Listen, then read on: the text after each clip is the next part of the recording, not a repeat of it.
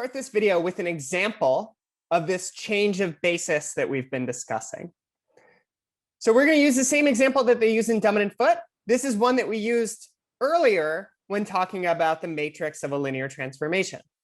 So let's say V is Q cubed, and phi is the linear transformation from V to itself, defined by phi of xyz is 9x plus 4y plus 5z minus 4x minus 3z, and then minus 6x minus 4y minus 2z.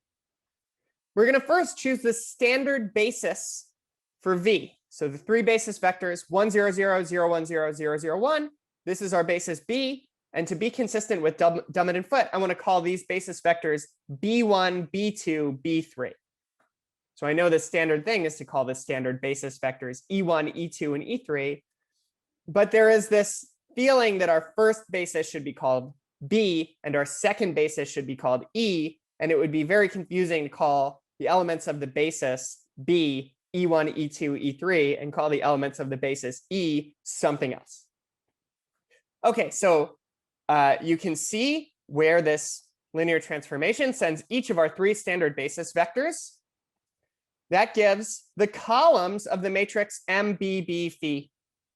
So for example, the first column is 9 minus 4 minus 6, because if you put in the first standard basis vector, you get 9 minus 4 minus 6. The first standard basis vector gets sent to 9b1 minus 4b2 minus 6b3. You can fill in the other two columns the same way. We did this earlier.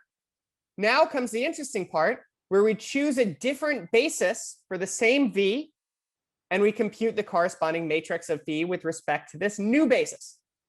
So let's let E be the three vectors 2, minus 1, minus 2, 1, 0, minus 1, and 3, minus 2, minus 2. It's not obvious right away that this is a basis for V, but we'll see that. And let's call these three vectors E1, E2, E3. This is another basis for V.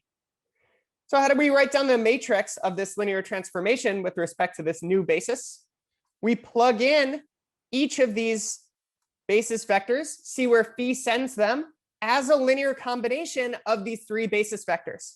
So phi of E1, well, you put in, OK, 2 for x, minus 1 for y, minus 2 for z. And you get 2 times 9 is 18, plus 4 times minus 1 is 14, plus 5 times minus 2 is 10. So 14 minus 10 is 4.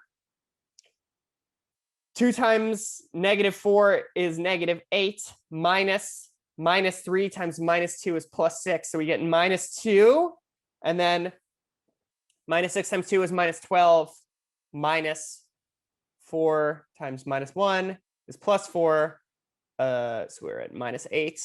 Minus 2 times minus 2 is plus 4. We're at minus 4. OK. 4 minus 2 minus 4. How do you express that as a linear combination of E1, E2, and E3? In this case, it's actually easy to see that this is just 2 times E1 plus 0 times E2 plus 0 times E3. You can go through a similar process for the other two vectors, and you can see that phi of E2 is 1 E1 plus 2 E2 plus 0 E3, and phi of E3 is just 3 E3. So this matrix, B, MEE phi, is 2, 0, 0, 1, 2, 0, 0, 0, 3. And it's interesting that this second matrix looks much nicer than this first matrix in a way that I'll talk about a little bit later in this video. All right, so these are two matrices that represent the same linear transformation with respect to different choices of bases. So they should be similar to each other. So how do we write B as P inverse A P? So I'll pause and erase and go through an example of that. We know that A and B have to be similar matrices, but we really want to see how to write B as P inverse A P. So how do you get this matrix P? You write the basis vectors in E in terms of the basis B. So because the basis B is the standard basis, it's easy to see how to do this. E1 is 2b1 minus b2 minus 2b3. And E2 is b1 minus b3. And E3 is 3b1 minus 2b2 minus 2b3. So this matrix P, MEBI, is given by 2 minus 1 minus 2, 1, 0 minus 1, 3 minus 2 minus 2. Each column tells you how to write the corresponding basis vector of E as a linear combination of the basis vectors of B. So now here's the part where you have to check something. We have our matrix P. How do we write down P inverse? Well, this is MBE of I. So we have two ways we could do this. You could express each basis vector in B as a linear combination of the basis vectors in E, and that'll tell you each column. Or if you remember how to compute the inverse of a matrix from when you first learned linear algebra over the real numbers, you can do that too. And you can check that the matrix you get is minus 2, 2, 1, minus 1, 2, 0, minus 2, 1, 1. So for example, what is this saying? B1, 1, 0, 0 is equal to minus 2 E1 plus 2 E2 plus E3. And you really can check that this is true. So now we know that P inverse AP is equal to B. The easiest way to see this is not to multiply all these matrices together, but just think about how multiplying matrices corresponds to composing linear transformations. So we've really seen that A and B are similar matrices, that P is this change of basis matrix from the basis B to the basis E, and this action of P by conjugation on A is this change of basis from the basis B to the basis E. So just the last thing to point out, the matrix B is much nicer than the matrix A in the sense that it's almost a diagonal matrix. It has one non-zero off diagonal entry. It is a fact that A doesn't have any diagonal matrices in its similarity class. A is not similar to any diagonal matrix. So in some sense, B is the simplest looking matrix that is similar to A. So Dominant Foot mentioned this here. This is all motivation for the discussion of canonical forms for matrices, rational canonical form and Jordan canonical form that are the subject of section 12.2 and 12.3.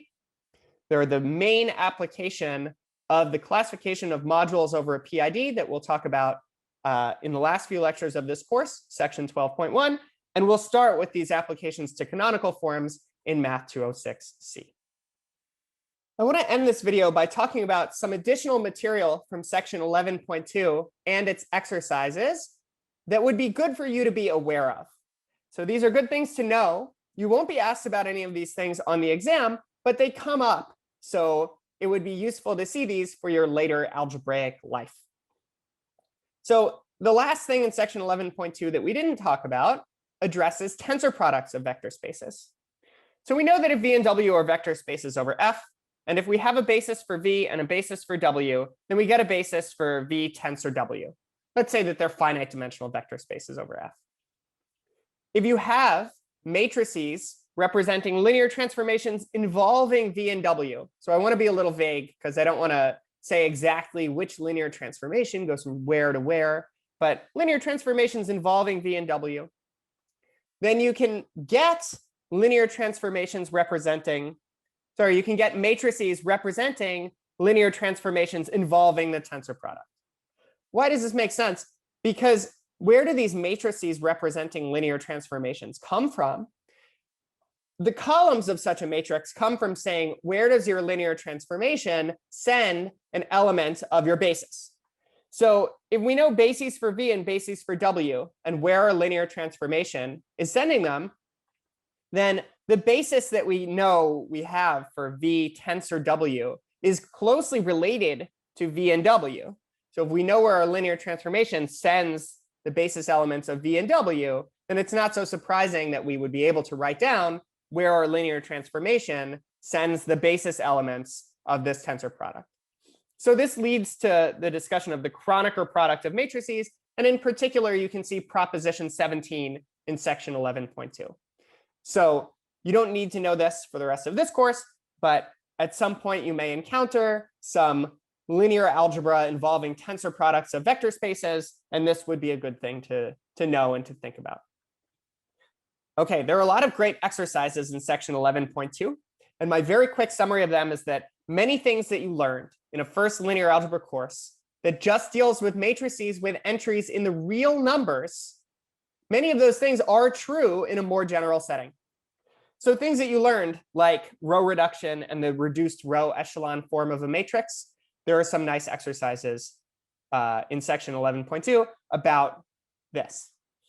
Solving systems of linear equations. That's one of the major motivations that we use in this first linear algebra course that we teach at UCI. So we talk about solving systems of linear equations with coefficients in the real numbers. And more generally, you can use this row reduction, reduced row echelon form to describe solutions to systems of linear equations now where your equations have coefficients in a field F. Computing inverses of matrices. So how do you actually write down the inverse of a matrix? Well, there's a nice way that involves row reduction, and that also works more generally. Computing things like the span of a bunch of vectors, determining whether or not vectors are linearly independent, if they're not, describing the linear dependencies among them. So you can do all of that in a more general setting. And then moving from the matrix side to the linear transformation side, if you're given a linear transformation, you can compute its image and its kernel using some of these ideas that you've probably thought about before, but just for linear transformations over the real numbers. So it would be good to review all of this material and look at these exercises, but I would not prioritize looking at this stuff before the final exam.